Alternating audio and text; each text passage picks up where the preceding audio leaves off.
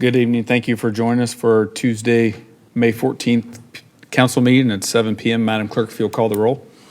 Charlie Davidson. Here. George Glover. Here. Ben Sosetta. Charles Swinky. Here. Terry Osborne. Here. Troy Hill. Here. Brandy Bailey. Here. Jim Schrader. Here. Mr. Mayor, you have a quorum. Thank you. Pastor Whitmore will lead our invocation, and I will lead the pledge. If you'll all please stand. Thank you, Mayor. Will you please pray with me? Our gracious Heavenly Father, again, I thank you for blessing us with a beautiful day today. And Lord, again, I just thank you for the awesome things you're doing here in Park City. And Lord, tonight's meeting, Lord, I pray you bless your blessing over each and every one here tonight. And Lord, I pray you just give them wisdom and just help them to make right decisions and good decisions, Lord. And we just give you the honor and the praise and the glory for that. Thank you. In Jesus' name I pray. Amen. Amen. Pledge allegiance to the flag of the United States of America and to the republic for which it stands, one nation, under God, indivisible, with liberty and justice for all. Thank you. You may be seated.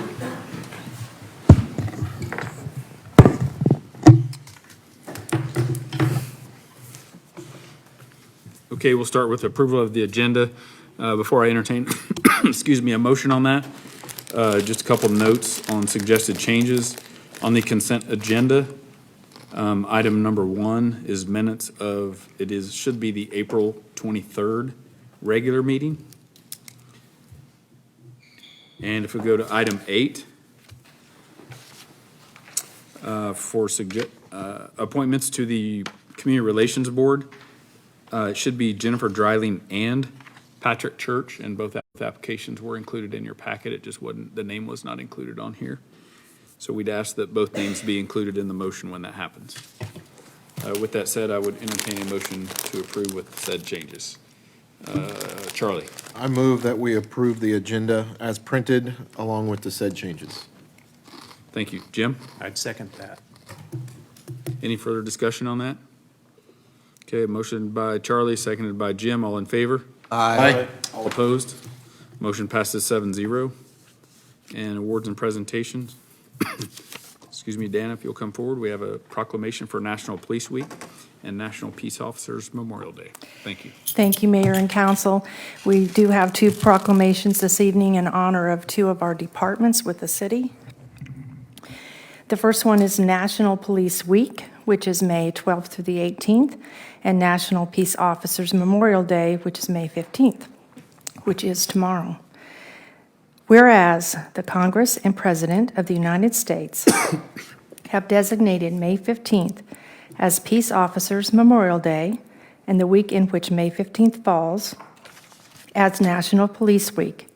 And whereas the members of the Park City Police Department play an essential role in safeguarding the rights and freedoms of our community members, and whereas it is important that all members of our community know and understand the duties, responsibilities, and sacrifices and hazards facing their law enforcement officers, and that members of our law enforcement agency recognize their duty to serve the people by safeguarding life and property, by protecting them against violence and disorder, and by protecting the innocent against deception and the weak against oppression.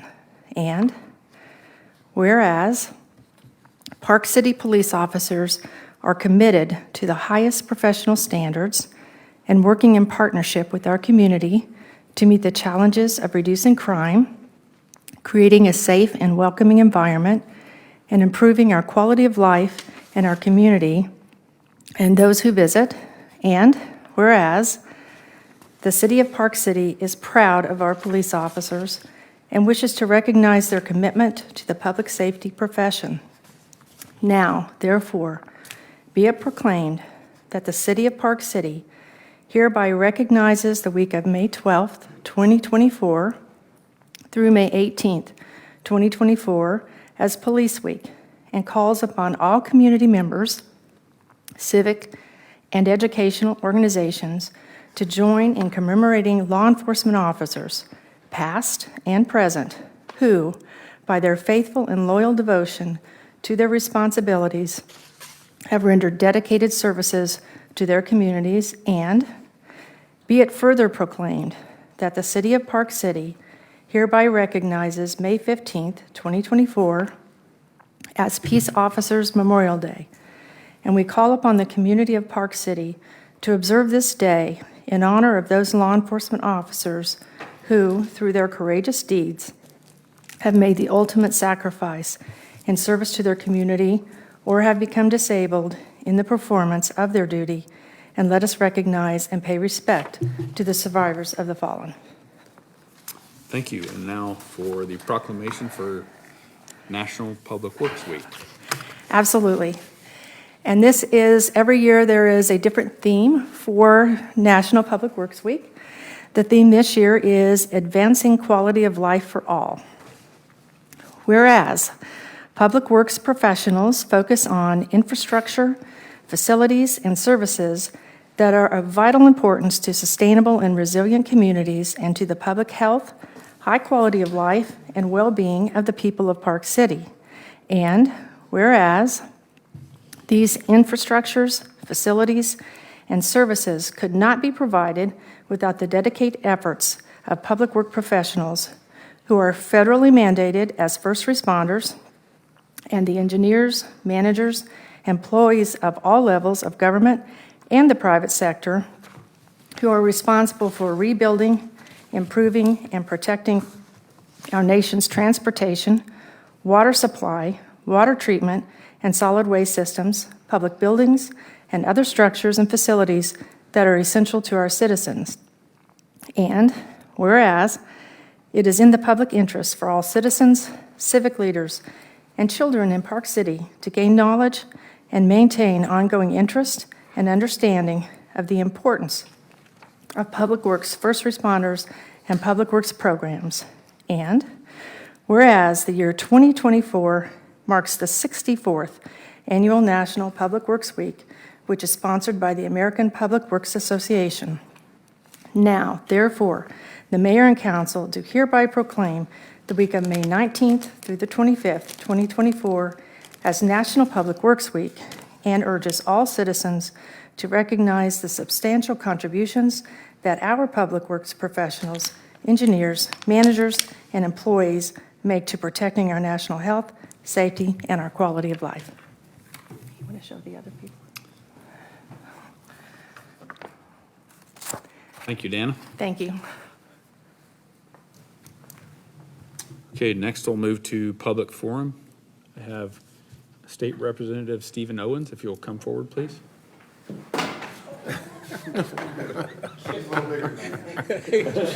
Trying to take you out. Not fair, is it? Well, thank you, guys, and Mr. Mayor, members of the council, thank you for the opportunity to be here today. My name is Stephen Owens. I am the state representative for the 74th House District.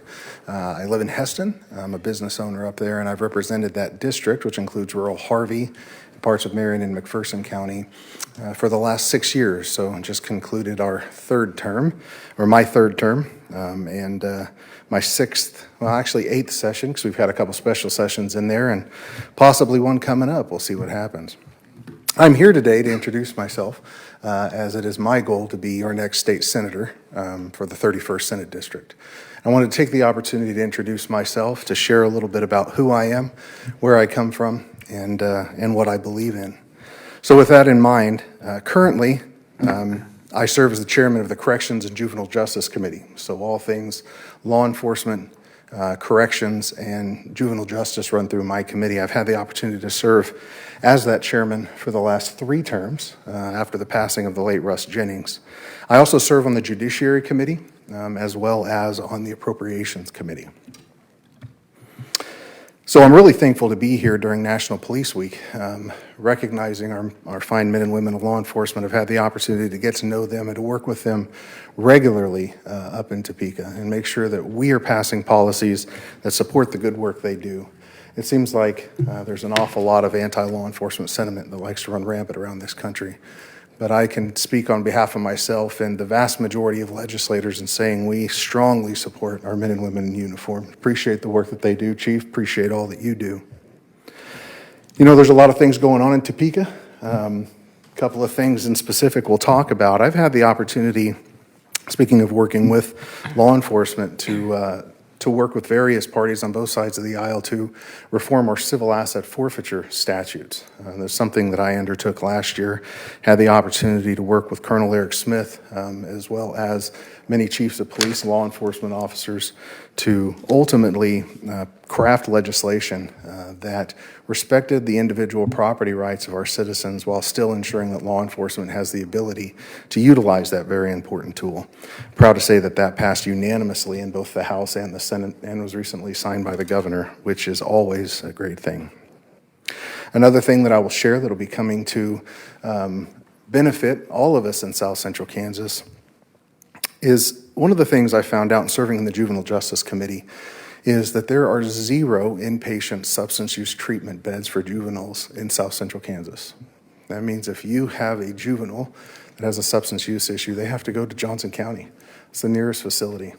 I'm proud to say that I worked with MIR, and MIR has secured a location in Wichita, and I worked with them and worked with the state in securing funding, so they'll be creating a 40-bed facility right down in Wichita that will serve as a regional location for our juveniles to be treated. Also worked within the Appropriations Committee to secure $5 million to assist St. Joe and NMC Health with their behavioral health beds. I think you guys have heard it, I have heard it, we've all heard the mental health needs of our adults and our juveniles and the struggles that many people go through, and ensuring that they are able to receive those adequate services is so incredibly important. With that in mind, you know, we're waiting on a decision from the governor as whether she's going to sign the 7th tax bill that we have sent her, that ultimately passed with strong bipartisan support in the House and the Senate.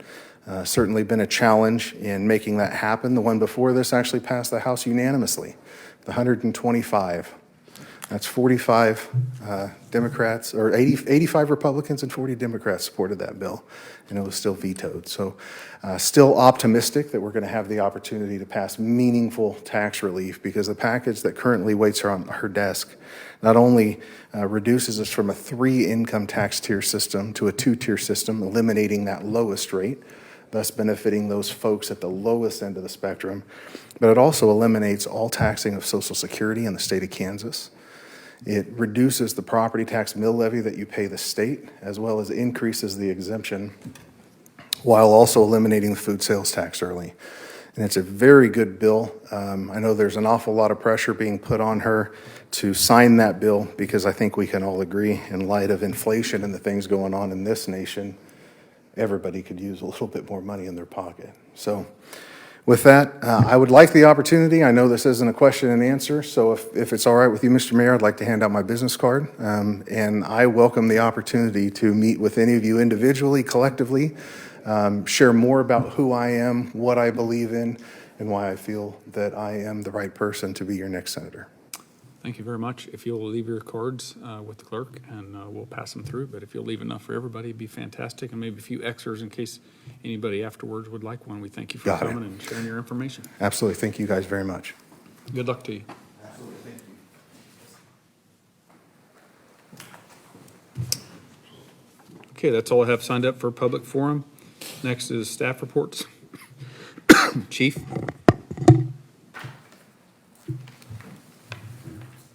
Mr. Mayor, council members, in response to a request from the City Council, the Police Department has compiled some vehicle crash statistics for the 2 intersections at 61st and Broadway and at 77th and Broadway.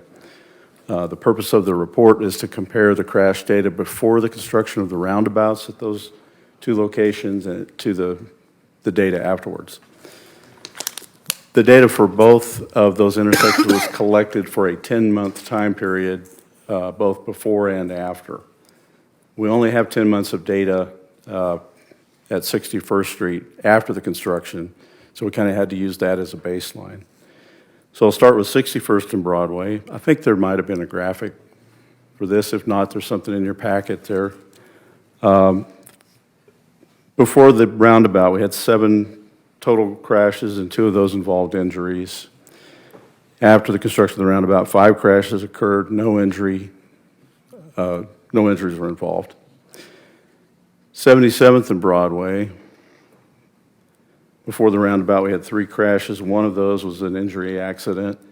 After the construction of the roundabout, 3 crashes, none of those was an injury accident. So to conclude, this was a relatively small sampling of data. It's only 10 months, so we don't have a long track record, so we can't make firm conclusions based on that. However, the data indicates that the total number of crashes either was reduced or remained level after the construction of the roundabouts. This data is also consistent with national statistics, which have shown that injury crashes at intersections that are converted from either a traffic signal or a stop sign to a roundabout generally have a reduction of 72 to 80% in injury crashes and 35 to 47% of overall crashes. This data is consistent with that. I'd be glad to answer any questions if you have any. Would you say, Chief, would you say that 77th Street versus 85th Street at the intersection of Broadway, traffic numbers are fairly comparable, or is it higher in either intersection? You know, I'm really not sure. I would guess offhand that they're pretty close. You have a lot of traffic. If you go through there in the morning, in the afternoon, you see the traffic going back and forth to Valley Center at 85th and Broadway. I just wonder what the comparison would be, 77th and Broadway versus 85th and Broadway during the same time periods, being how 77th is a roundabout, 85th is not. We could collect that if you'd like. Curious of that. Is it possible to gather traffic numbers? Like, can we do a study of counting vehicles that travel through there? I know you can't go back and do that, but I just wonder what today's count is, and then go back on accident numbers, just to see what the safety comparison is of those. We can certainly do that and bring it at a future council meeting if you'd like. Thank you. Thank you.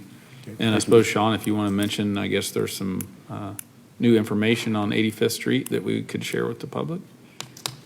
Yes, sir, if I may. First of all, I'd like to recognize Councilmember Sauceda is not here tonight, but he's our newest representative on WAMPO. We received notification this past week from WAMPO that they found additional money to go ahead and program a roundabout intersection at 85th and Broadway in the year 2027. Normally, when you do a WAMPO project, it is 80% cost participation to where they pay 80% and the city pays 20%. But because this was additional found money, they're only putting forth 68%, so the city would be responsible for 32%. But still, that's a very good value for our money. And immediately, we reached out to both Valley Center as well as Sedgwick County, and we're having discussions with them to see if they would like to cost share and participate with us as they did on 77th Street. So anyway. Pretty exciting news. Jim? Just one comment with the road construction on the 85th Street Bridge on 135. I know about a lot of Valley Center people, because I work with some of them, are getting off at 77th. So the 85th Street intersection might be skewed from late afternoon traffic. That's a good point. We would probably have to go back before that construction Yeah, began. there's more of a line getting off at 77th right now. I drive through it every day, so anyway. Maybe good to hold off on that then. We'll get back with you on it, Chief. Thank you. Appreciate your information.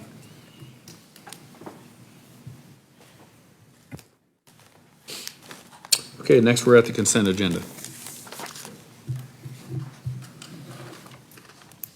Charlie? I move to approve the consent agenda as printed. Jim? Just one comment, it's the minutes of the April 23rd meeting, right? Yes. Yeah, I would second it with that Yes. provision. We changed it when we added or approved the agenda. Okay. Yes. Okay, motion by Charlie, seconded by Jim. All in favor? Aye. All opposed? Motion passes 7-0. Okay. Item 5, conduct public hearing to determine whether the structure at 5258 Valentine Road is dangerous and unsafe. Hello, Mayor and everyone. Hang on just a second. I'll call on you in just a second. Are you Charlie? Yes, I am. Okay, I'll call you up in just a second. Thank you, though. Yeah. Okay, we'll start with a public hearing. Is there any information to present from you, Sean, before I start that? Doug? Gabe's here. Gabe? Yeah. Yes, from- great. From inspection, he Thank can you. give an update on the condition of the property. Thank you.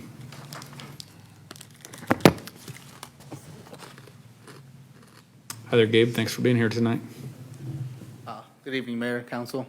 I'm Gabriel, the City Inspector for Park City. I believe there should be pictures in the packet and/or PowerPoint of the update of the structure there for 5258 Valentine. And I'm here, our building official couldn't be here, so if you guys have any questions pertaining to the matter, I can answer any and all questions. Okay. Do we have a slideshow on the PowerPoint also? Yes. Okay. Okay, thank you. Is there any questions of council for Gabe?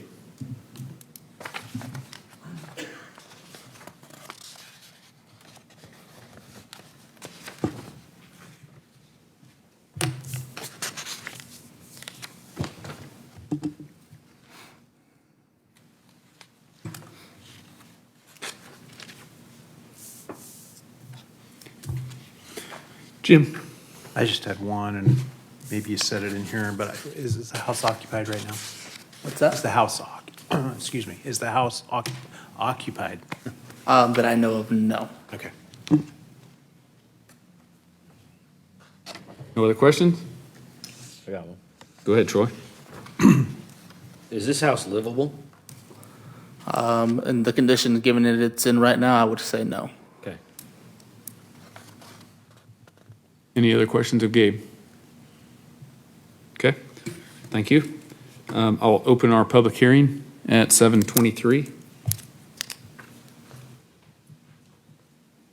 Okay, and I have Mr. Charlie Kennedy is signed up to speak. If you want to come forward. Thank you for being here. Thank you. This property is not mine, it is my dad's. And I have had to put him in a care facility. The state, working with Medicare, the problem is I'd like to get rid of the property, but the county says it's worth $130,000, and I've had a guy offer me $12,000, $15,000 for the property. So if I had to sell it for that, I'd have to come up with a penalty on the difference. So he was put in there under notion of rehabilitated, being able to come back and live there. That's not going to happen. So I'm in the process. I've had the garage demoed and cleared out of there. I've got some limbs and other things to do, but the main problem is the house. So the house is not livable. Can it be rebuilt and livable? Yes, but I don't think it'd be feasible. But then again, I'm not a construction guy, so I don't know. But what I want to do is get rid of it. But if I have to, in the meantime, get the house torn down first and then get the house appraised for an actual value, then I can offer that to CanCare and then show them that it's not really worth $130,000, and I'll have to pay the penalty of the difference. Or my dad won't, because it's in my dad's name. Okay, so I just lost you a little bit. So you said you were going to tear the house down, then have it appraised? I've had an appraiser out there, and he would not appraise it in the condition that it's in because he has no comps. So he can't compare it to anything because nothing else out there is that bad. So he said he would appraise it basically as just the land and not the house. So to me, I mean, that's probably the route I'm going to have to go because I don't know of anybody that would want to buy the house. And if they do, they're not going to give me much for it anyway.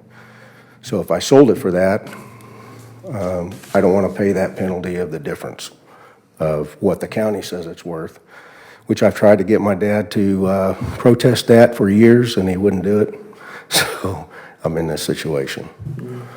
But I'm asking for a little time so I can get this taken care of, because I'd really kind of like to have it demoed and then sell the property as an empty lot. Well, you realize that having it demoed solves the problem, because our hearing tonight is to make findings as to whether the structure is dangerous and unsafe.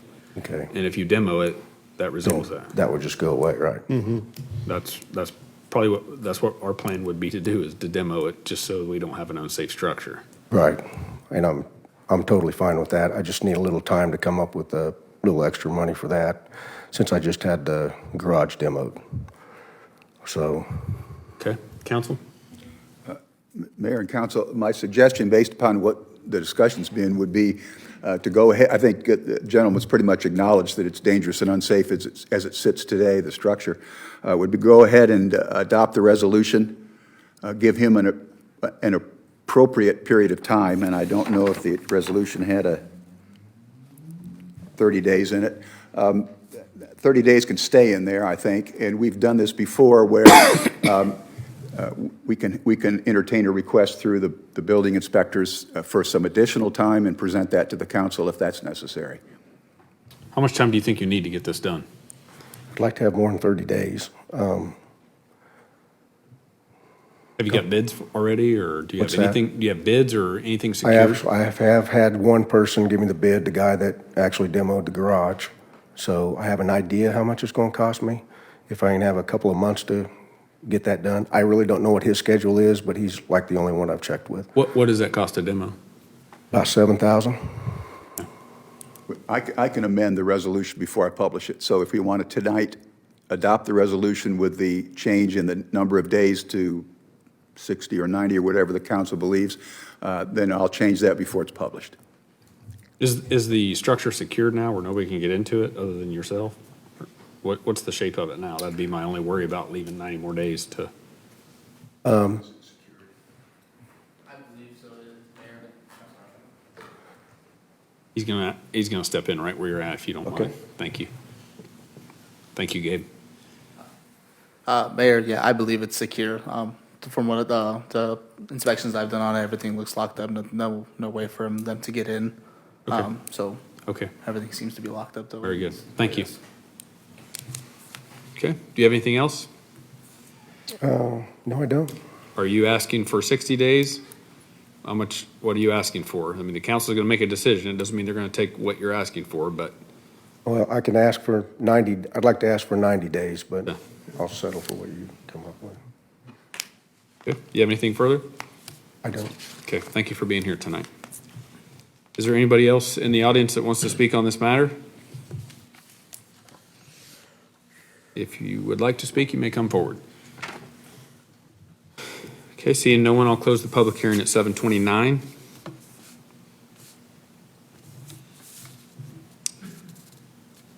And council, I would entertain a motion.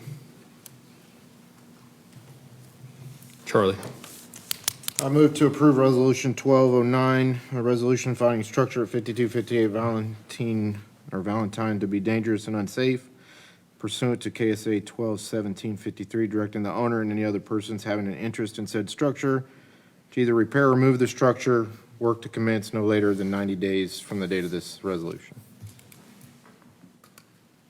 Troy, I second. any further discussion on this? Okay, seeing none. All in favor? Aye. All opposed? Motion passes 7-0. Thank you. Move to item 6, consider bids and resolution related to the issuance of 2024-1 temporary note. Larry, thank you for being here. Thank you, Mayor and Council. Larry Kleeman with Ransom Financial, the city's financial advisor. You authorized us last month to take bids for the temp note for a wide variety of projects, about a $28 million temp note. And bids were received today at 11 this morning. You should have a handout maybe in front of you that summarizes the bid with a yellow highlight. So we had 3 bids, Baird, Piper Sandler, and Oppenheimer. Piper Sandler had the best bid, and we calculate it by the interest rate and then the profit or discount that they take on it. We build that in to get to a bottom line tick interest rate, determine the best bid. So Piper had the best bid with 3.93. Baird was a little behind them, pretty close though, And Oppenheimer wasn't that far behind, but typically we see Oppenheimer be a little bit higher because they usually kind of hope nobody else bids. But, so Piper had the best bid in this case. I would point out, we were kind of guesstimating the reoffering yield for these bonds would be about 3.5%.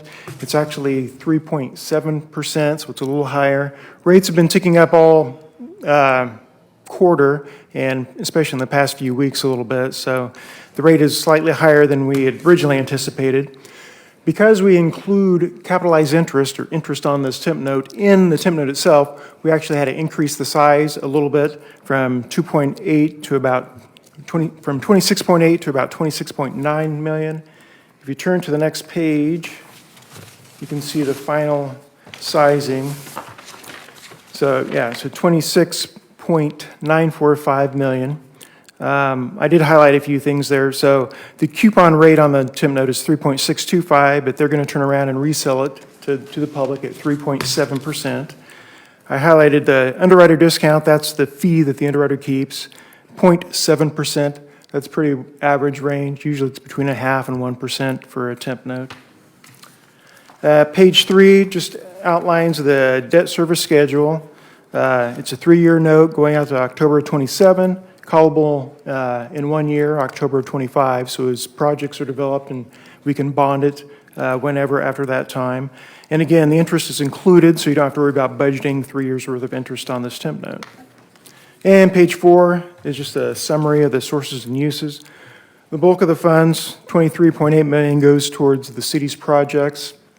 The remainder goes toward paying the interest throughout the life of the note, as well as the issuance fees. That's all I have on the summary of bids. You have a resolution before you, and prepared by Gilmore and Bell Bond Counsel, and they had 2 suggested motions you see in your agenda. One to approve the best bid by Piper Sandler, and then a second motion to adopt the resolution authorizing the temp note. And I'd be happy to answer any questions if you have any. Thank you, Larry. Is there any questions? Jim? Always very clear, so no questions. So I would, for item 6A, I would move that we approve the bid from Piper Sandler to be accepted, and the mayor and city clerk be authorized and directed to execute the bid from selling the notes to the best bidder on the basis of the bid and terms specified in the notice of note sale. Thank you, Jim. Is there a second? Terry? Second. Any further discussion? Motion by Jim, second by Terry. All in favor? Aye. Motion passes 7-0. Item B.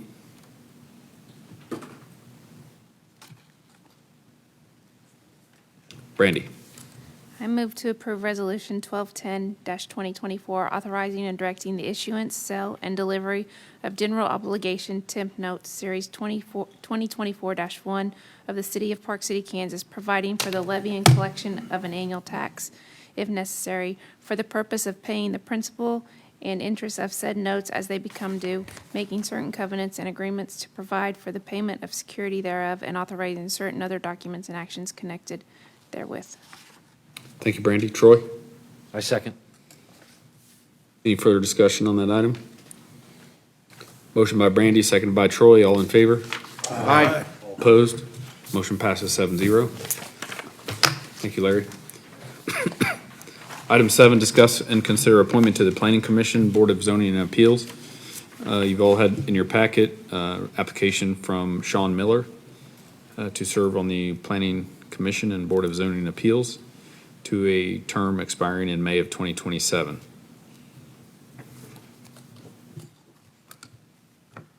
Troy?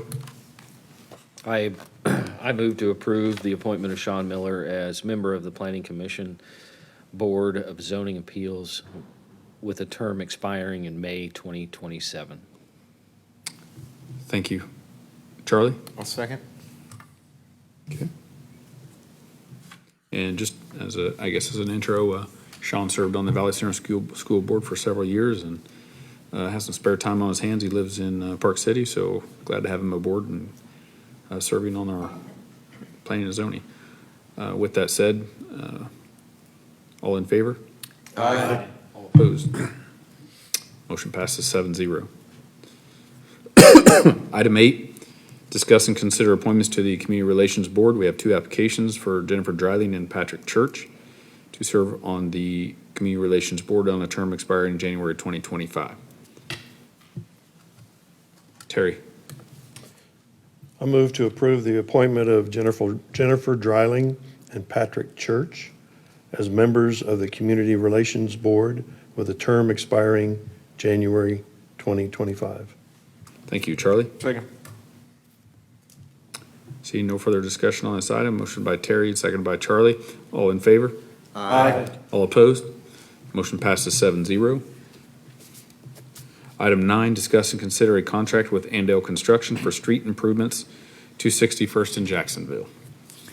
John. Good evening, Mayor and Council. Back in February 22, Council approved the 22 road program plan, which included an Oxcon overlay, I should say, for 61st and Jacksonville intersection for the original cost of $329,187.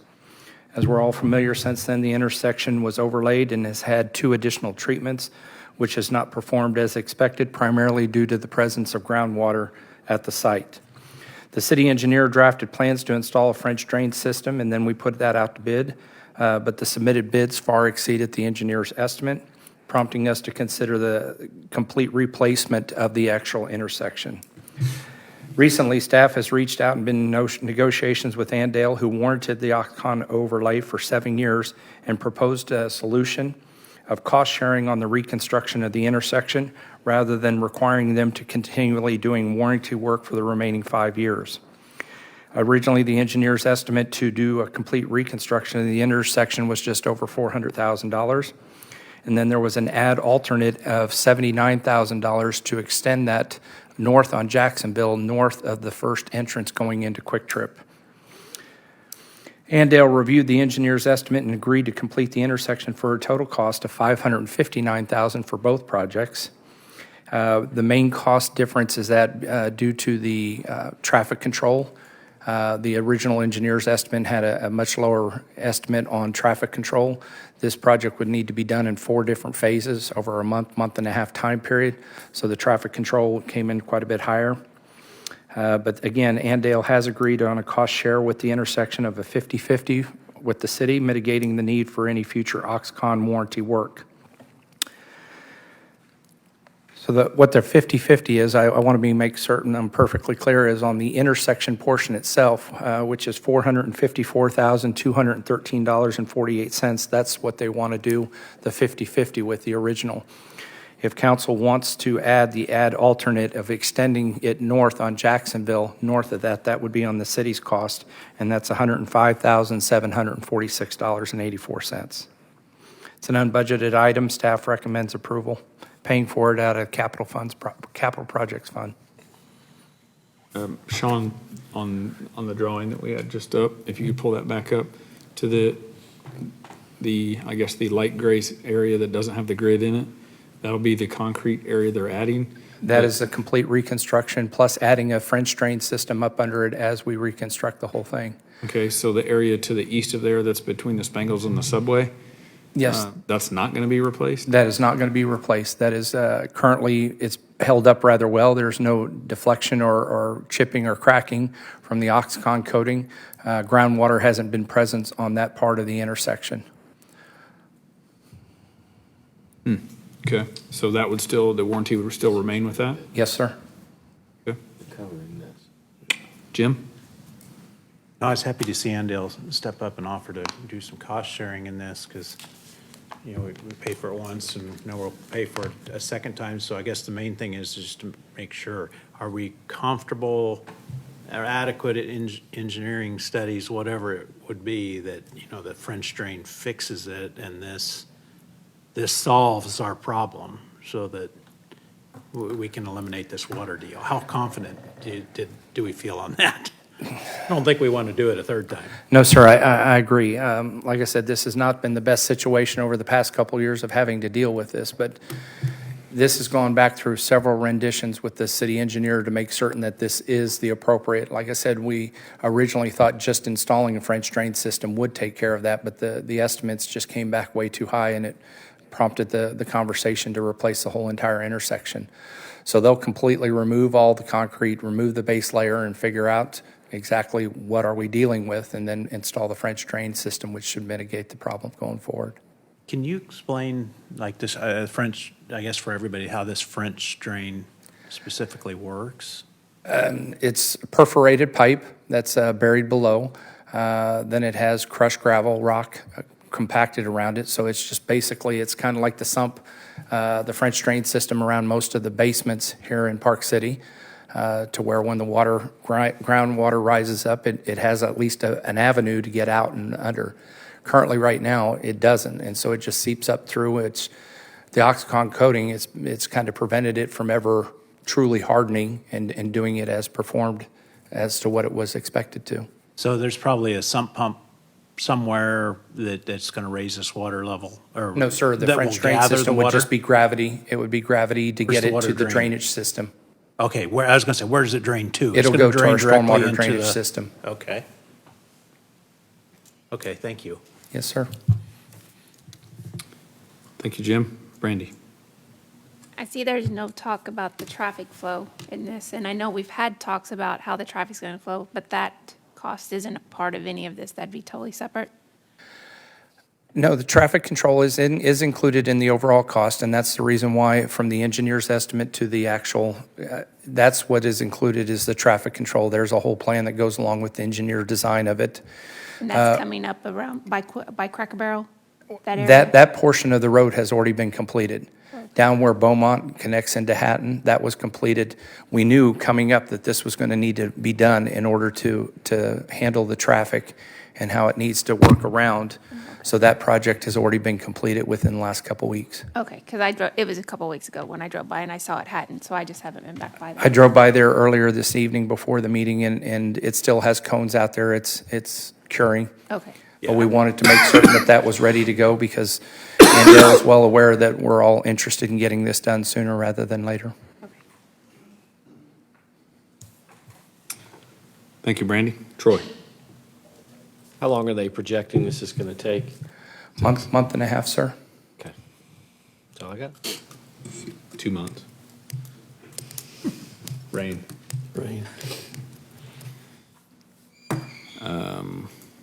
Charles? What I understand, is it the concrete then above the French drains is going to be 8 inches thick? Is that what, Yes, sir. that should hold a load? I kind of, if you didn't put the French drains in and you had 8 inches of concrete, could that water destroy 8-inch concrete?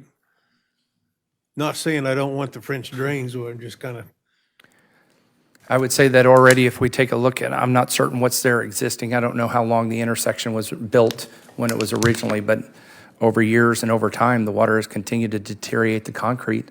So if concrete is constantly sitting in water, I mean, Gina, you may want to come up and explain a little bit better on road conditions. That's more her area of expertise, but I would say yes, that it would over time. let's hope the French drains work then. Yes, sir. That's all we can do. All right, Jim? I don't have any more questions, so I would move to approve and authorize the mayor to execute an agreement with Andale Construction. Charlie? I'll second that. Any further discussion on this? Okay, motion by Jim, second by Charlie. All in favor? Aye. Opposed? Motion passes 7-0.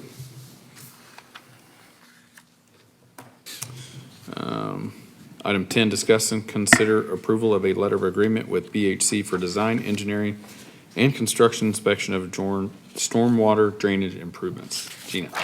Good evening, Mayor and Council. You have in your packet tonight an agreement outlining the scope and fee for BHC to provide engineering services for stormwater drainage improvements for Phase 3, being projects 10 through 15, included in the city's stormwater master plan as a top priority project. The agreement is written under a lump sum basis for design and engineering and a cost per hour as needed basis for construction inspection. The total cost is $243,504. This is an unbudgeted item to be paid from the capital fund, and staff recommends approval. I stand for any questions you may have.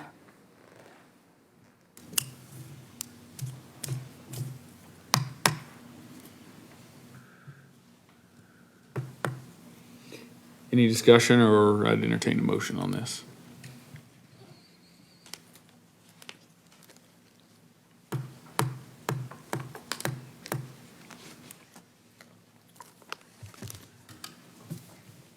Jim? I don't really have any questions on it.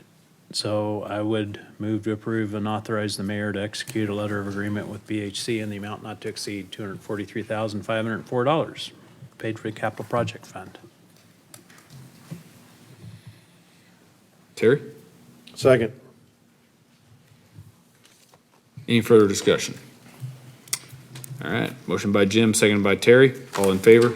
Aye. All opposed? Motion passes 7-0. On to item 11. Consider and approve a bid from Andale Construction for stormwater drainage improvements. Gina? The northeast corner of 77th Street and Broadway Avenue intersection has experienced a more than usual amount of scouring from the stormwater runoff. Recommended improvements to the ditch include removing the existing riprap, installing a concrete liner, and backfilling the area to replace lost soil, as you can see in the photos that are shown. Staff sent out an RFB for improvements and received 2 responses. Andale Construction submitted the low bid, and staff recommends approval in the amount of $41,271.43. This is an unbudgeted item to be paid from the Stormwater Utility Fund, and I stand for any questions you may have. We know the balance in the stormwater utility fund?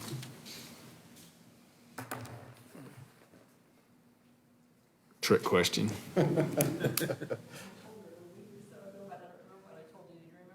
I think it's about 90,000 is what we have in there.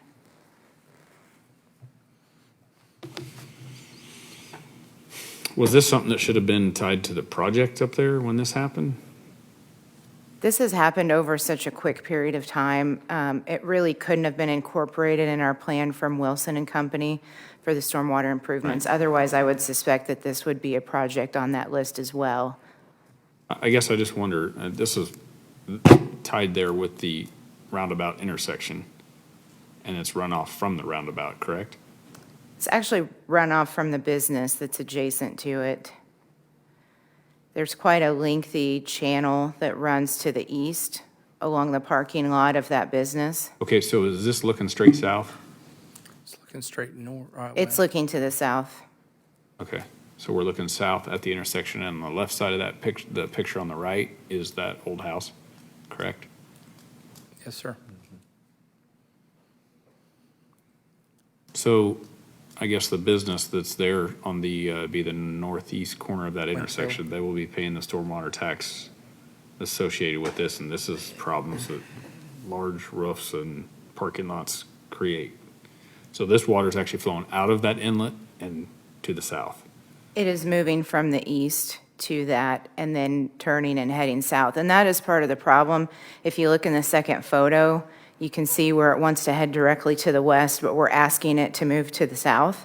Water goes the path of least resistance. Sure. And so once you start getting some of that bank to eat out, that's going to change the flow of your water even further down on that bank, causing it to kind of ping pong against Yes. the sides of that and creating the scour. Okay, I just want to make sure I understand though, like, just because the money that's in that account, the 90,000-ish, came from $1 a month from residences in town, which obviously that didn't come from this business here. However, that business is going to start paying off of our new system, which that money will replenish into that same account. The That's 90,000, correct? Okay. Okay, thank you. Any questions of council or discussion items? Troy? I don't have any questions. You pretty much asked them already.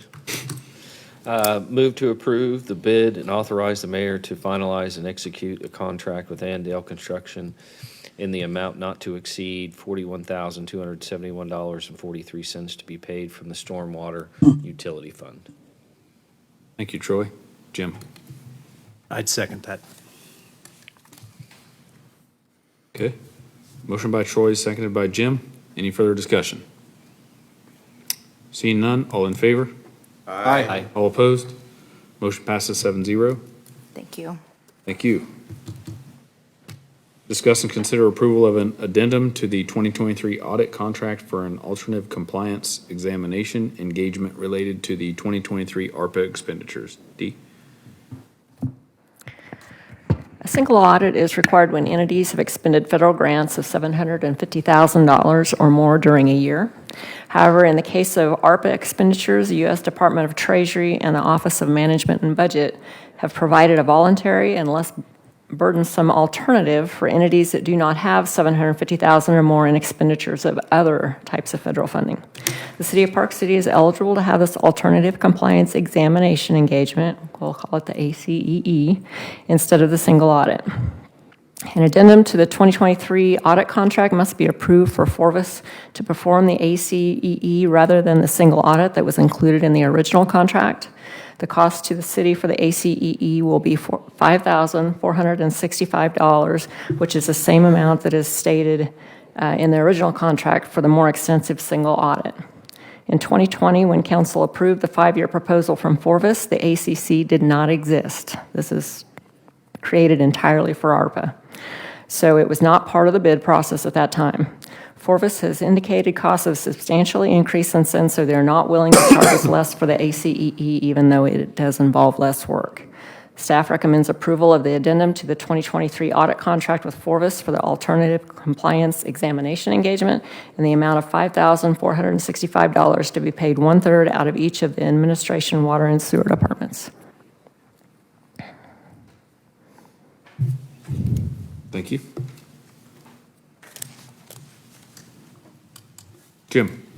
Glad they came up with a better option here for us, so I would move to approve the addendum to the 2023 audit contract with Forvis for the alternative compliance examination engagement in the amount of $5,465 to be paid 1/3 out of each of the administration, water, and sewer departments.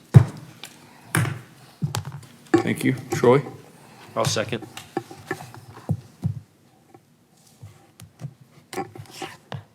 Thank you, Troy. Any further discussion? Motion by Jim, seconded by Troy. All in favor? Aye. All opposed? Motion passes 7-0. Thank you. Thank you, Dee. Move to item 13, discuss and consider approving the purchase of rifle-resistant body armor for the police department. Mr. Mayor, council members, in November 2022, the police department purchased rifle-resistant body armor under the brand name ShotStop from Valmar LLC. At the time when we made the purchase, this body armor was certified as having complied with the testing requirements as established by the U.S. National Institute of Justice, or NIJ. This is the federal agency that tests and certifies body armor. In October 2023, the U.S. Department of Homeland Security issued an advisory letter to law enforcement agencies across the U.S. The letter stated in part, Homeland Security Investigations, in conjunction with the Ohio Bureau of Investigation or Criminal Investigations, has identified that multiple law enforcement agencies have purchased ballistic protection from ShotStop Ballistics and Valmar. ShotStop Ballistics and Valmar have allegedly been importing ballistic protective equipment from China that does not meet or has not been tested to the NIJ ballistic testing standards from approximately 2019 until present. I personally called Homeland Security Investigations and through a somewhat lengthy process was able to speak with an agent who was directly involved in the investigation.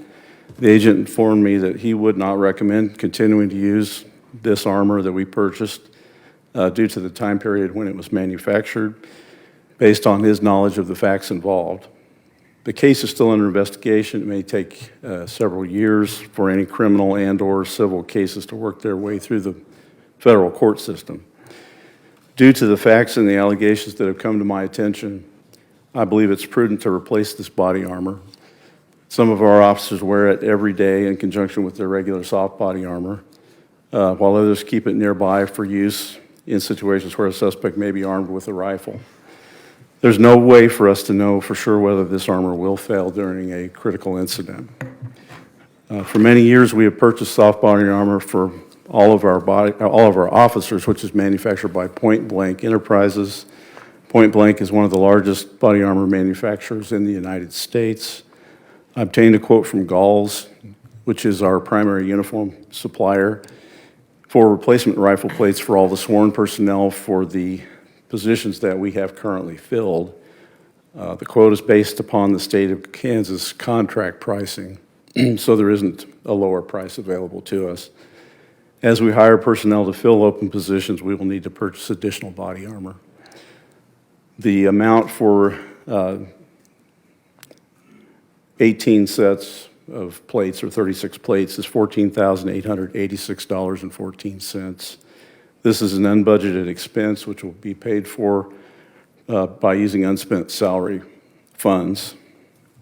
I'd be glad to answer any questions. Brandy? You're not replacing all the plates now. You said you'll replace as now you hire more. So Yes. how many plates are you not replacing at the moment?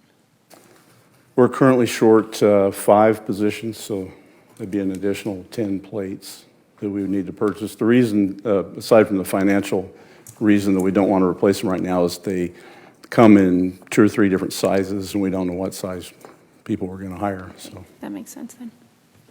Thank you. Charles? I don't think any of us on the council are going to be willing to test it, so I think we're going to take your word for this, and I would go ahead and make a motion to approve the purchase of the rifle-resistant body armor in the amount of $14,886.14 from Galls to be paid out of the General Fund Police Department. Thank you. Charlie? Second, and Chief, I just had a question. Do these expire like the body armor does after a certain amount of time? We continue to replace them? they know? do. Okay. ShotStop offered a 15-year warranty. But of course, that's the current Right. plates we're getting rid of. So Point Blank is 5 years. That's the industry standard. Okay, that's what I figured. Okay, I'll second. Thank you. Thank you. Is ShotStop still in business? No. They've gone out of business, closed. So we can't get a refund on the rest of that warranty then? Probably not. Okay. Do we know what we paid for those that we have Somewhere in the ballpark of $13,000 for the set, for all of it? for all of them. I think, if I remember correctly, we purchased more at that time than what I'm asking for this evening, a larger quantity. Okay. Okay, any further questions? All right. Motion by Charles, seconded by Charlie. All in favor? Aye. All opposed? Motion passes 7-0. Item 14, discuss and consider approval of the purchase of a patrol vehicle for the police department. Phil? Mr. Mayor, council members, the police department needs to replace one marked patrol vehicle. This year, the vehicle that needs to be replaced will soon exceed 80,000 miles, which is the interval at which we replace marked patrol vehicles. We've obtained a quote for a 2023 Dodge Durango Pursuit vehicle, all-wheel drive through Davis Moore Chrysler Dodge Jeep Ram for $43,960. This price is based on the state of Kansas contract pricing. The dealer has a handful of 2023 year model vehicles remaining in stock, and the price is expected to increase for the 2024 year model. Superior Emergency Response Vehicles in Andover submitted a quote for the vehicle equipment and installation.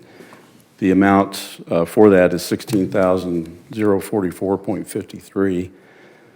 Note that that serve the company we use for upfitting includes the cost of the vehicle because they offer assistance to law enforcement agencies for purchasing vehicles through auto dealerships, but they're not actually a broker, so that cost has been deducted from the quote. If you look at the actual quote, it's been marked out. Staff has determined that it is more advantageous for the city to purchase police patrol vehicles directly from the dealership as opposed to doing a purchase through Enterprise. And I want to be clear on that. I'm not saying that the leasing of vehicles that are traded out more often is not a good deal. But for marked vehicles, because of the length of time that we drive those and all the equipment that's installed in them and so forth, we're not finding that it's advantageous for us to use Enterprise. The installation of the equipment at the higher mileage also reduces the resale value of the vehicle. I expect that we'll only replace one vehicle this year, and typically we replaced on average about 2 vehicles. But due to the staffing situation, we'll have less miles. Next year, it appears that we just need to replace 1 vehicle as well. That's my prediction. These expenditures will be made from the Vehicle Replacement Fund. I'd be glad to answer any questions. George? Yeah, Chief, on this specific vehicle, do we put the sale of this in the Purple Wave and get the money for that since we're not doing the leasing, or how's that work?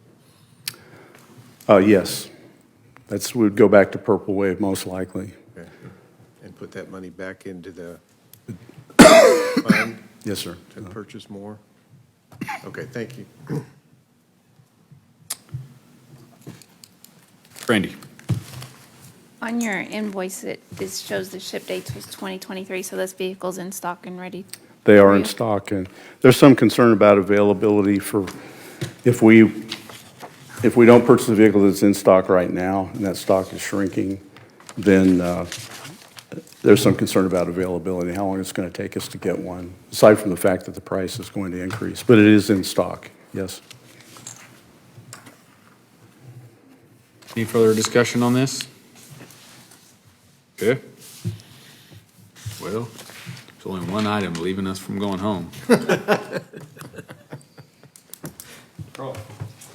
I'll make a motion to approve the purchase of the 2023 Dodge Durango from Davis Moore in the amount of $43,960 and the purchase of the associated vehicle equipment and installation from Superior Emergency Response Vehicles in the amount of $16,044.53 to be paid out of the capital equipment funds. Thank you. George? I'll second the motion. Any further discussion? Okay, motion by Troy, seconded by George. All in favor? Aye. All opposed? Motion passes 7-0. Next to governing body reports, Jim? I have nothing to report tonight. Brandy? I have nothing. Troy? I don't have anything. Why change the flow? I don't know. I'm good. Well, I had a question on, I was reading that one letter from the lady who had the mud that piled up in front of her driveway. Is that all solved? We've already contacted her. We have a plan going forward. All the fixes and repairs should be done by the end of June, is what we've informed her. But the street has been swept, and we're aware of the situation. So, yes. Okay, thank you. Yes, sir. That's all I had. George? Yeah, I'm looking forward to working with the 2 new members of our Community Relations Board. Appreciate the fact that people are stepping up and wanting to be part of the community and part of that board, and I appreciate that. Also, we continue to work on our Park City Fishing Derby. It's June 15th from 9 to 11 at North Chisholm Point Pond on North Grove. Again, it's city-sponsored. For those who are new to the area, it's all free, sponsored by the city. We give a rod and reel for the shortest fish and a rod and reel for the longest fish. You don't see that in a lot of fishing tournaments, but we do that here specifically at the Park City Fishing Derby. Have a lot of sponsors, have new sponsors this year, so we're looking forward to that. Look forward to information on our Park City website. Thank you. Thank you, Do a George. rod and reel if somebody catches no fish? Yeah. Oh, that'll be me. By a net. Learn the fish book. I want to appreciate the chief and our law enforcement officers and National Police Week and National Public Works Week. Thank you to our Public Works. And thanks to staff. I know 61st in Jacksonville has been quite an ordeal, but I appreciate the hard work, and I'm glad to see some resolution there. Great, thank you. And I have nothing tonight. I would entertain a motion, non-debatable motion to adjourn. Charlie? Move to adjourn. I was going to second. I thought it said number 2. Jim? Second. Motion by Charlie, seconded by Jim. All in favor? Aye. Motion passes 7-0.